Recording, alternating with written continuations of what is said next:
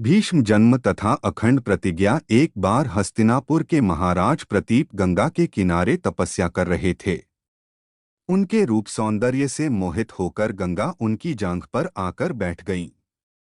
गंगा ने कहा, हे राजन, मैं ऋषि की पुत्री गंगा हूँ और आपसे विवाह करने आपके पास आई हूँ। इस पर महाराज प्रतीप बोले, गंगे, तुम मेरी दाहिनी जांघ पर बैठी हो। पत्नी को तो वामांगी होना चाहिए, दाहिनी जांघ तो पुत्र का प्रतीक है। आठ मैं तुम्हें अपनी पुत्रवधू के रूप में स्वीकार करता हूँ। यह सुनकर गंगा वहां से चली गईं। अब महाराज प्रतीप ने पुत्र प्राप्ति के लिए घोर तप करना आरंभ कर दिया। उनके तप के फलस्वरूप उन्हें पुत्र की प्राप्ति हुई, जिसका नाम उन्होंने शांतनु रखा। शांतनु के युवा होने पर उसे गंगा के साथ विवाह करने का आदेश देकर महाराज प्रतीप स्वर्ग चले गए। पिता के आदेश का पालन करने के लिए शांतनु ने गंगा के पास जाकर उनसे विवाह करने के लिए निवेदन किया।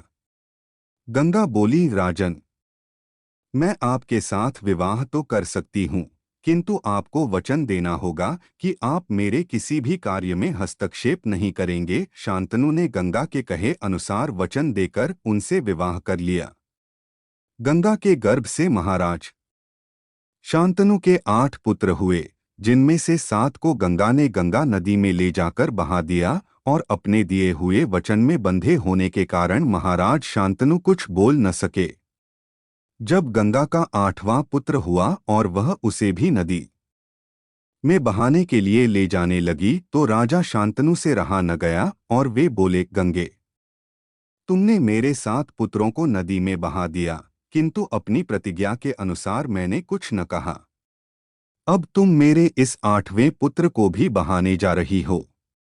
मैं तुमसे प्रार्थना करता हूं कि कृपा करके इसे नदी में मत बहाओ। महाराज शांतनु की बात सुनकर गंगा ने कहा, राजन, आपने अपनी प्रतिज्ञा भंग कर दी है, इसलिए अब मैं आपके पास नहीं रह सकती। इतना कहकर गंगा अपने पुत्र के साथ अंतर्ध्यान हो गईं।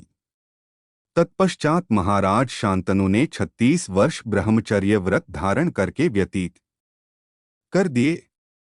फिर एक दिन उन्होंने गंगा के किनारे जाकर गंगा से कहा, गंगे, आज मेरी इच्छा उस बालक को देखने की हो रही है जिसे तुम अपने साथ ले गई थीं। गंगा एक सुंदर स्त्री के रूप में उस बालक के साथ प्रकट हो गईं और बोली, राजन, यह आपका पुत्र है तथा इसका नाम देवव्रत है। इसे ग्रहण करो।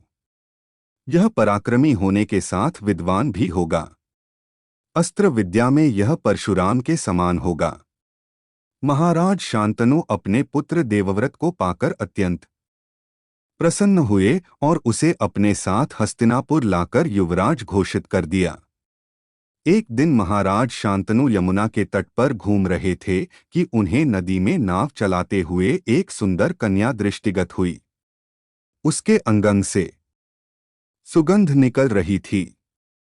महाराज ने उस कन्या से पूछा, हे देवी, तुम कौन हो? कन्या ने बताया, महाराज, मेरा नाम सत्यवती है और मैं निषाद कन्या हूँ। शांतनु उसके रूप यौवन पर रीझ कर तत्काल उसके पिता के पास पहुँचे और सत्यवती के साथ अपने विवाह का प्रस्ताव किया।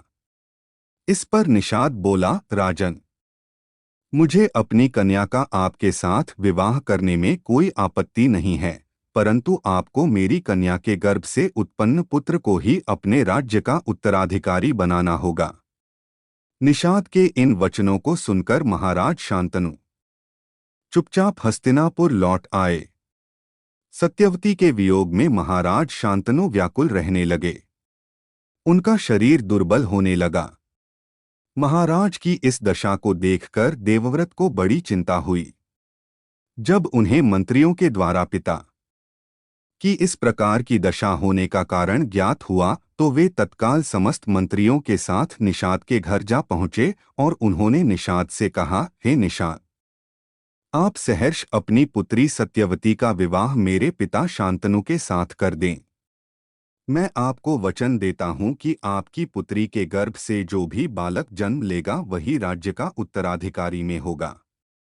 कालांतर में मेरी कोई संतान आपकी पुत्री के संतान का अधिकार छीन न पाए, इस कारण से मैं प्रतिज्ञा करता हूँ कि मैं आजन्म अविवाहित रहूंगा। देवव्रत की इस प्रतिज्ञा को सुनकर निषाद ने हाथ जोड़कर कहा, हे देवव्रत, आपकी यह प्रतिज्ञा अभूतपूर्व है।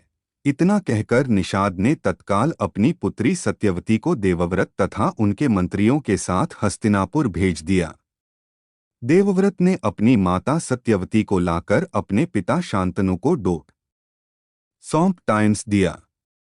पिता ने प्रसन्न होकर पुत्र से कहा, वत्स, तूने पितृभक्ति के वशीभूत होकर ऐसी प्रतिज्ञा की है जैसी किन आज तक किसी ने की है और न ही भविष्य में करेगा।